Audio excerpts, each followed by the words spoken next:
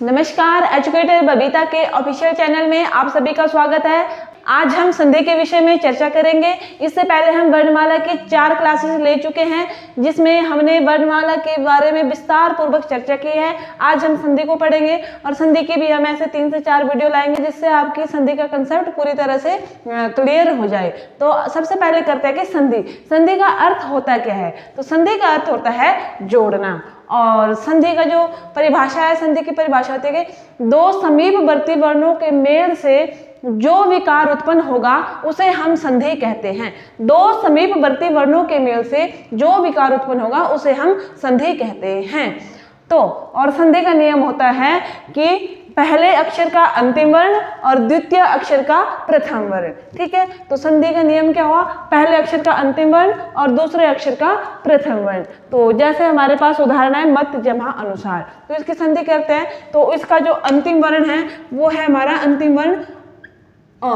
जैसे हमने वर्णमाला की क्लास में पढ़ा था कि किसी भी व्यंजन का उच्चारण करने के लिए हमें हमेशा स्वरों की सहायता लेनी पड़ती है। तो इसका मतलब ये है कि स्त का उच्चारण करने के लिए हमें अ की सहायता लेने पड़ रही है।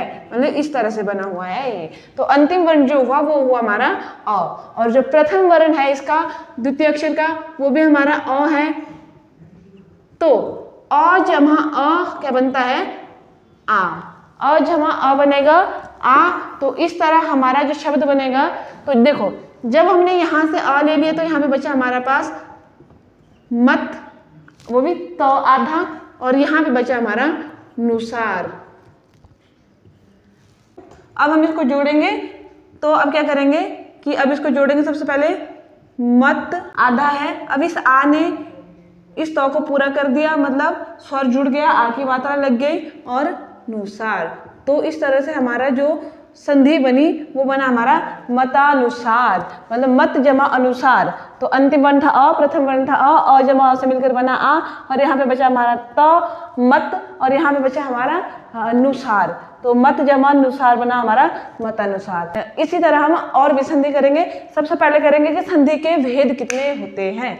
तो संधि के जो भेद होते हैं वो होते हैं हमारे 3। संधि के भेद 3 होते हैं। नंबर 1 स्वर संधि, नंबर 2 व्यंजन संधि, और नंबर 3 है विसर्ग संधि। इसमें जो स्वर संधि होती है, स्वर संधि में क्या होगा?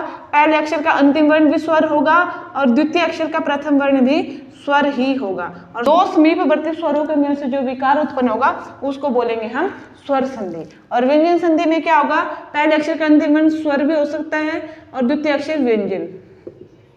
पहले अक्षर का प्रथम अंतिम वर्ण व्यंजन, द्वितीय अक्षर का स्वर, या दोनों साइड व्यंजन व्यंजन भी हो सकता है। पहले अक्षर का अंतिम वर्ण भी व्यंजन और द्वितीय अक्षर का अंतिम वर्ण भी व्यंजन।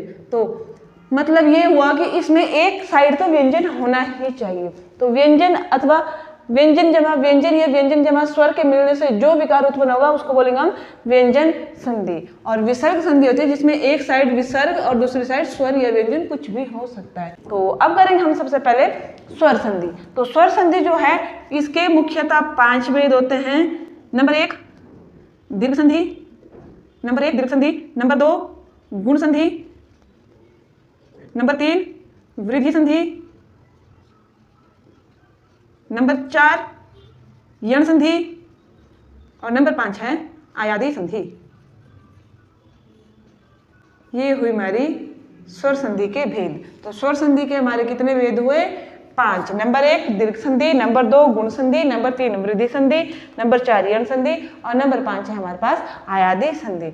और इसी तरह से हम व्यंजन संधि करेंगे और इसी तरह से विसर्ग संधि भी करेंगे।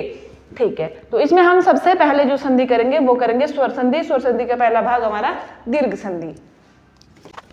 तो अब करेंगे हम दीर्घ संधि।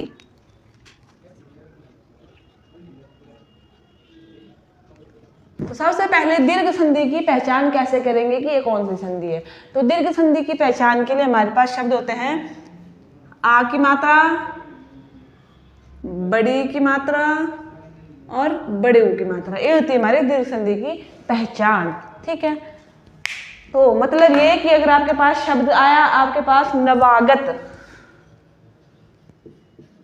नवागत, और आपको पूछा गया कि इसमें कौन सी संधि है, तो अब आप देखेंगे कि इसमें आ की मात्रा है, तो इसका मतलब ये है कि आ की मात्रा की पहचान हमें दीर्घ संधि में पड़ी थी, तो इसका मतलब यह हुआ कि ये जो संधि है वो है हमारी दीर्घ संधि। तो इसी तरह हमारे पास शब्द आया हमारे पास रेखांश, तो ये भी कौन सी संधि हुई हमारी, आ की मात्रा है, तो ये भी कौन सी संधि हुई हमारी, दीर्घ संधि। ठीक है, एक शब्द आया हमारे पास परीक्षा, परीक्षा, तो परीक्षा में देखो बड़ी की मात्रा है, इसका मतलब ये है कि ये जो है हमारी दीर्घ संधि है। ठीक है, तो अब देखो आपके मन में एक क्वेश्चन भी बन रहा होगा कि र के ऊपर एक ही मात्रा है, तो इसका मतलब फिर ये कौन सी संधि हुई। ठीक है, तो अब देखो तोड़ना वहीं से है जहां से इसका सार्थक अर्थ निकल सके। जैसे रेखांश है, इसको तोड़ेंगे हम वहीं से जहां से इसका सार्थक अर्थ निकले, हर कहीं से नहीं तोड़ देंगे, तो इसको हम यहाँ से तोड़ेंगे जहां से इसका सार्थक अर्थ निकल रहा है, तो ये होंगी फिर हमारी दीर्घ संधि। ठीक है, तो अब करेंगे कि ये जो आ है, ये वाला आ जो है ये किस तरह से बनता है। ये बनता है हमारा अ जमा अ या आ जमा आ से मिलकर, अ जमा अ या आ जमा आ से मिलकर क्या बनेगा, आ। ये अ जमा आ भी हो सकता है, ये आ जमा अ भी हो सकता है। इनसे इनमें से इन चारों में से क्रॉस करके किसी के साथ भी मिलाओ, इनके मिलने से हमारे पास जो शब्द आएगा वो हमारा आ ही बनेगा। नेक्स्ट आता है ई। ये जो बड़ा ई है वो कैसे बनेगा, तो बड़ा ई जो बनेगा ये बनेगा हमारे पास ई जमा ई या बड़ा ई जमा बड़ा ई से। ठीक है, ये छोटा ई जमा बड़ा ई भी हो सकता है, ये बड़ा ई जमा छोटा ई भी हो सकता है। इन सभी के मिलने से जो बनेगा हमारे बड़ा ई ही बनेगा। ठीक है, उसी तरह से हमारे पास शब्द आता है बड़ा ऊ। बड़ा ऊ कैसे बनेगा, ये बनेगा ऊ जमा ऊ या ऊ जमा ऊ। ठीक है, तो ये छोटा ऊ जमा बड़ा ऊ भी हो सकता है, ये बड़ा ऊ जमा छोटा ऊ भी हो सकता है। इनके मेल से जो बनेगा वो हमारे पास बड़ा ऊ ही बनेगा। अब इसके उदाहरण करते हैं, जैसे यहाँ पे है वीर जमा अंगना। ठीक है, तो देखो इसका जो अंतिम वर्ण है वो है हमारा अ, और जो प्रथम वर्ण है वो है हमारा अ, और अ जमा अ बनता है हमारा हमेशा आ। ठीक है, तो जब हमने यहाँ से अ ले लिया तो यहाँ पे क्या बचा हमारे पास, वी र पर आधा, और यहाँ पे क्या बचा हमारे पास, अनुस्वार और घना, यही बचा। ठीक है, अब इस वाली लाइन को अब हम जोड़ देते हैं, तो क्या बनेगा, ये वी आधा र में लगी आ की मात्रा, अनुस्वार चढ़ गया, गना, क्या बना, वीरांगना। ठीक है, उसी तरह से और उदाहरण करते हैं हम, सत्य जमा आग्रह, सत्य जमा आग्रह। ठीक है, देखो इसका अंतिम वर्ण अ, इसका अंतिम वर्ण आ, अ जमा आ के मैंने बोला ये और ये भी मिलेंगे तभी हमारे पास आ ही बनेगा। तो अ जमा आ के मेल से हमारे पास क्या बनता है, आ। तो अब यहाँ पे क्या बचा हमारे पास, यहाँ पे बचता है हमारे पास य सत्य, वो भी य आधा, और यहाँ पे बचता है ग्रह। ठीक है, अब इस वाली लाइन को जोड़ेंगे हम, ये जो लाइन बनी है हमारे पास इसको जोड़ेंगे, तो ये बनेगा सत्य, य में लगी आ की मात्रा और ग्रह, तो क्या बना हमारा सत्याग्रह। ठीक है, इसी तरह हम अब ई के उदाहरण करते हैं। शब्द है अति जमा ईव, तो अंतिम वर्ण है हमारे पास ई और प्रथम वर्ण है बड़ा ई जमा बड़ा ई के मिलने से हमारे पास क्या बनेगा, बड़ा ई ही बनेगा। और यहाँ पे जो बचा, यहाँ पे बचा हमारे पास, यहाँ से हमने ई ले ली ना, यहाँ का अंतिम वर्ण हमने ई ले लिया, तो यहाँ पे बचा हमारे पास सिर्फ अत, और यहाँ पे क्या बचा हमारे पास, वो। तो क्या बनेगा हमारे पास, इससे अ त में लगी बड़ी की मात्रा और व, क्या बना, अतीब। इसी तरह से हमारे पास एक और एग्जांपल है, जैसे नारी जम्हा ईश्वर। तो देखो इसका अंतिम वर्ण क्या है, बड़ाई, प्रथम वर्ण क्या है, बड़ाई, बड़ाई जमा बड़ाई क्या बनेगा, बड़ाई ही बनेगा। और यहाँ पे क्या बचा हमारे पास, नार, और यहाँ पे क्या बचा, स्वर। तो क्या बना हमारे पास, नार में लगी बड़ी की मात्रा और स्वर, क्या बना, नारीश्वर। ठीक है। इसी तरह से शब्द है हमारे पास गिरी जमा ईश, गिरी जमा ईश। तो इसका जो अंतिम वर्ण है छोटा ई है, यहाँ का प्रथम वर्ण बड़ा ई है, छोटा ई जमा बड़ा ई हमेशा बड़ा ई ही बनेगा, छोटा ई जमा बड़ा ई ही बनना है। तो यहाँ पे जो बचा हमारे पास क्या बचा, गिर, और यहाँ पे बचा श। तो क्या बनेगा, इस वाली लाइन को जोड़ो अब। तो क्या बचा हमारे पास, गी र में लगी बड़ी की मात्रा और। इसी तरह से हम ऊ के उदाहरण करेंगे, जैसे भानु जमा उदय। तो देखो अंतिम वर्ण ऊ, प्रथम वर्ण ऊ जमा ऊ, बड़ा ऊ, यहाँ पे क्या बचा, भान, क्योंकि हमने ऊ ले लिए थे, यहाँ पे ना बच गया, वो भी आधा, और यहाँ पे क्या बचा, दय। तो क्या बन जाएगा, अब इसको जोड़ते हैं हम, क्या बचा हमारे पास, भा न में लगी बड़े ऊ की मात्रा, दय, भानुदय। वैसे ही एक और एग्जांपल है, भू जम्हा उत्सर्ग। अंतिम वर्ण है बड़ा ऊ, प्रथम वर्ण है छोटा ऊ, और बड़ा ऊ जमा छोटा ऊ, बड़ा ऊ ही बनेगा। तो यहाँ पे क्या बचा, भ, और यहाँ पे क्या बचा, तत्सर्ग।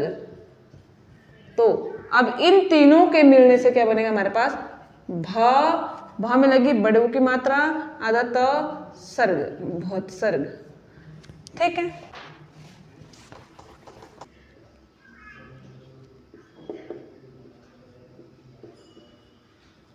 अब करेंगे हम इसका बधू जमा उर्मे। देखो इसका अंतिम वर्ण क्या है, बड़ा ऊ, प्रथम वर्ण क्या है, बड़ा ऊ, बड़ा ऊ जमा बड़ा ऊ क्या बनता है, बड़ा ऊ, और यहाँ पे क्या बचा हमारे पास, वध, और यहाँ पे क्या बचा, रमी। तो अब इसको जोड़ते हैं, क्या बनेगा, व ध में लगी बड़े ऊ की मात्रा और रमी, ये बना हमारा। अभी तक हमने ये सीखा कि यदि आपके पास तोड़े हुए शब्द आए हैं तो उसको जोड़ेंगे कैसे, मतलब ये कि इसकी संधि कैसे करेंगे। ठीक है। अब हम करेंगे कि अगर आपके पास जोड़े हुए शब्द है और उसको कैसे तोड़ना है, तो उसको करेंगे अब। ठीक है। तो शब्द आता है आपके पास देवालय, देवालय। ठीक है, देवालय आ गया आपके पास शब्द। और सबसे पहले तो ये है कि इसको पहचानना है कि ये कौन सी संधि है। ठीक है, तो पहचाना हमने कि ये जो है हमारी कौन सी संधि है, दीर्घ संधि है। कैसे लगा पता, आ की मात्रा से। ठीक है, तो अब इस आ की मात्रा को अलग कर देते हैं। ठीक है, कैसे करेंगे, दे व प्लस, अब आ की मात्रा को अलग कर दिया, आ फिर लय। ठीक है, हो गया, मतलब इस आ की मात्रा को अलग कर दिया। जब इस व से हमने स्वर निकाल दिया तब व हमारे पास आधा बचा। ठीक है, इस तरह से कर लिया। अब आता है, अब इसको तोड़ेंगे। अब ये आ कैसे बनता है, आ बनता है हमारे पास अ जमा अ या आ जमा आ से मिलकर। ठीक है, तो वो ये ऐसे भी हो सकता है, ऐसे भी हो सकता है, ये हमने कर लिया था।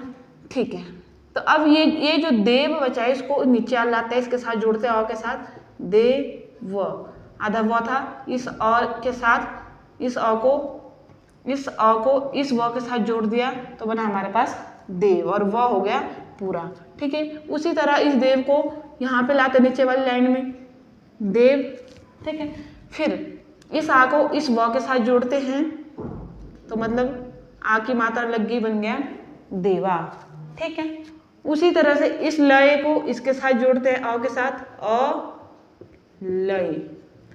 ठीक है, उसी तरह से इस लय को इस आ के साथ जोड़ते हैं, आ लय। ठीक है, तो क्या बनेगा, अब इन दोनों में से इतना शब्द ज्ञान होना चाहिए कि इन दोनों में से कौन सा शब्द होगा सही, देव होगा या देवा होगा। तो इसमें जो सही शब्द होगा वो होगा देव, और इसमें जो सही शब्द होगा वो होगा आलय। ठीक है, तो हमारा जो शब्द बनेगा वो बनेगा देव जम्हा आलय। तो ये हुई हमारी सही संधि विच्छेद। ठीक है, इसी तरह से और करते हैं। जैसे शब्द आपके पास महात्मा, अब इसकी पहचान कहाँ से हो रही है, कौन सी संधि है, तो यहां से आ की मात्रा से। तो इस आ की मात्रा को अलग कर देते हैं, क्या बनेगा महा जम्हा आ जम्हा तमा, ऐसे बना। अब ये आ कैसे बनेगा, ये तो अ जम्हा अ या आ जम्हा आ से। ठीक है, तो अब इस मह को अ के साथ जोड़ते हैं, ये हलंत के साथ था, इस अ को इसके साथ जोड़ दिया, क्योंकि अ की कोई मात्रा नहीं होती है इसलिए इसी के पीछे छिप गया और बन गया मह। ठीक है, इसी तरह से मह नीचे आएगा हलंत। ठीक है, अब इस आ को इसके साथ जोड़ दिया, अब इस आ की मात्रा होती है तो इसको ऐसे जोड़ दिया, बन गया महा। ठीक है, उसी तरह से अब इस तमा को नीचे जोड़ देते हैं, इस अ के साथ बनेगा अतमा, या इसी तमा को इसके साथ आ के साथ जोड़ते हैं तो बनेगा आत्मा। ठीक है, तो क्या होगा, ये वाला शब्द होगा सही या ये वाला शब्द होगा सही, तो इनमें से ये जो शब्द होगा वो होगा हमारा महा, तो और इन दोनों में से होगा ये वाला आत्मा। ठीक है, तो क्या बनेगा महा जम्हा आत्मा। गिरीश, शब्द आया आपके पास गिरीश, और अब इसको भी देखो कि ये कहाँ से लग रहा है पता, कि कौन सी संधि है, तो कहाँ से लग रहा है पता, बड़ी की मात्रा से, इसलिए इस बड़ी की मात्रा को अलग कर दो, करते हैं चलो। गिर जम्हा बड़ी जम्हा श, ऐसे बना। ठीक है, अब ये जो ई है वो कैसे बनेगा, ई जम्हा ई या बड़ाई जम्हा बड़ाई से मिलकर। ठीक है, अब इस गिर को नीचे ले आते हैं, र में लगी छोटी ई की मात्रा, फिर गिर र में लगी बड़ी ई की मात्रा। उसी तरह इस ई के साथ श को जोड़ देते हैं, ईश, और इस ई के साथ श को जोड़ देते हैं ईश। ठीक है, तो आप देखना इन दोनों में से कौन सा सही होता है। गिरी में बड़ी की मात्रा होती है या छोटी की मात्रा, तो गिरी में होती है हमारे पास हमेशा छोटी की मात्रा, तो बनेगा गिरी। और ईश में देखना कि हमेशा हमारे पास ये वाला बड़ी वाला ही सही होगा, तो फाइनल होगा हमारा गिरी जम्हा ईश, और ये होगा हमारा सही जवाब। ठीक है, तो इसी तरह से हमारा गिरीश बना। अब करते हैं ऐसे ही मुनीश्वर। मुनीश्वर,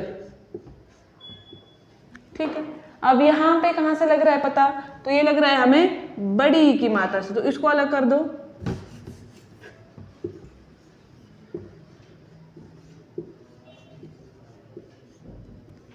कहाँ से लग रहा है पता कि कौन सी संधि है, तो बड़ी की मात्रा से, इसलिए इसको अलग करते हैं। सबसे पहले तो करेंगे क्या बनना, मुन जम्हा बड़ाई जम्हा स्वर। तो ये जो बड़ी है वो कैसे बनेगा, छोटी जम्हा छोटी या बड़ी जम्हा बड़ी से। ठीक है, और यहाँ पे बचता है हमारे पास, अब इसको नीचे ले आते हैं, क्या बना मु न में लगी छोटी की मात्रा, मु न में लगी बड़ी की मात्रा। अब इस ईश्वर से इसको जोड़ते हैं ई श व र, और इस ई से इसको जोड़ते हैं, क्या बनेंगे ईश्वर। तो अब इन दोनों में से कौन सा सही होगा, मुनि कैसे होता है, मुनि में छोटी की मात्रा होती है या बड़ी की मात्रा, तो किसको क्या होती है छोटी की मात्रा, तो इसको लिखते हैं ऐसे मुनि। और इन दोनों में ईश्वर में छोटी ही होता है बड़ाई, तो बड़ाई ही होता है, तो इसको कहते हैं मुनि जमा ईश्वर। तो इस तरह से हमारा इसका सही जवाब आ जाता है। ठीक है, तो जब आप घर में करेंगे इसके उदाहरण, तो इसको पूरे नियम के साथ करना है। जितनी बार आप नियम के साथ प्रैक्टिस करेंगे आपको उतना अच्छा आता जाएगा, ठीक है। फिर बाद में आप दिमाग में ही कर लोगे। और जब आप नियम के साथ करते हो तो कभी भी कोई भी क्वेश्चन आपका गलत नहीं होगा। चाहे आपके पास किसी भी तरह का शब्द लेके आए और आपने कभी भी उसका नाम नहीं सुना होगा, पर आपका कभी भी गलत नहीं होगा। पर शर्त ये है कि आपको उसको नियम के साथ करना है, जिस तरह से मैं करवा रही हूँ, ठीक है। इसी तरह से अब हम ऊ के एग्जाम्पल करते हैं। सबसे पहले तो आपको पता कहाँ से लग रहा है कि कौन सी संधि है, तो बड़ू की मात्रा से हमारी बड़ू की मात्रा र मिलेगी, ठीक है। इसको अलग कर देते हैं, गु र जमा बड़ऊ जमा पदेश, मतलब इस ऊ को हमने अलग कर दिया। यहाँ से लग रहा था हमें पता कि ये कौन सी संधि है ना। तो अब इस ऊ को लिखते हैं। ऊ कैसे बनता है, ये बनता है ऊ जमा ऊ या बड़ऊ जमा बड़ाऊ से, ठीक है। तो अब इस गुर को नीचे ले आते हैं, गु आधा र में ऊ को मिला दिया तो बना हमारा गुरु। और इसी तरह आधा र में बड़ऊ को मिला दिया बना गुरु, ठीक है। उसी तरह से इस ऊ के साथ पदेश को जोड़ते हैं, ऊ प देश, और इस ऊ के साथ पदेश को जोड़ते हैं, ऊ प देश। तो अब आप बताओ कि ये वाला गुरु होगा सही या ये वाला सही होगा। तो हमारा जो सही आंसर होगा वो होगा हमारा ये वाला ऊपर वाला, ये होगा हमारा सही। तो होगा गुरु जमा, इसमें कौन सा सही होगा, छोटू हो गए बड़ा हो तो छोटा, गुरु जमा उपदेश, ये होगा हमारा सही। गुरु जमा उपदेश, ये होगा हमारा सही जवाब। इसी तरह से एक और शब्द करते हैं, भूत सर्ग। ऐसे शब्द आए आपके पास, आप कहाँ से लग रहा है पता कि कौन सी संधि है। यहाँ ऊ की मात्रा से इस ऊ की मात्रा को अलग करते हैं, क्या बन जाएगा, भ जमा बड़ा ऊ जमा तसर्ग, ठीक है। अब ये ऊ कैसे बनता है, ऊ बनता है ऊ जमा छोटा ऊ जमा छोटा ऊ या बड़ा ऊ जमा बड़ा ऊ, ठीक है। अब इस भ को नीचे ले आते हैं, भ में लगी छोटे ऊ की मात्रा, फिर भ में लगी बड़े ऊ की मात्रा, और इस उपसर्ग के साथ इस तसर्ग के साथ ऊ को मिलाते हैं, ऊ त स र ग, ठीक है। या इस ऊ के साथ सर को मिलाते हैं तो बना हमारा उत्सर्ग। तो अब बताओ इनमें से कौन सा सही होगा, छोटू की मात्रा होगी सही या बड़ू की मात्रा सही होगी। तो अब इसमें जो सही जो होगी वो होगी हमारी बड़ू की मात्रा, और ये होगा ये वाला। तो क्या होगा हमारा फाइनल जो जवाब होगा वो होगा हमारा भू जमा उत्सर्ग, ठीक है। तो इसी तरह आज हमने दीर्घ संधि के बारे में पढ़ा। इसके एग्जाम्पल लिखे हुए हैं मैंने, इसको आपने कमेंट बॉक्स में जवाब देना है कि इसका क्या होगा, मतलब परि जमा इच्छा से मिलकर क्या बनेगा, भू जमा ऊर्जा से मिलकर क्या बनेगा, लक्ष्मी इच्छा को तोड़कर क्या बनेगा, और नवागत को तोड़कर क्या बनेगा। यदि आपको दीर्घ संधि समझ आई होगी तो कृपया कमेंट बॉक्स में लिखें और इन सभी के जवाब दें, और नहीं भी आई होगी तब भी बताएं कि क्या कमी रही है, उसको मैं अच्छी तरह से सुधारूंगी। तब तक के लिए धन्यवाद।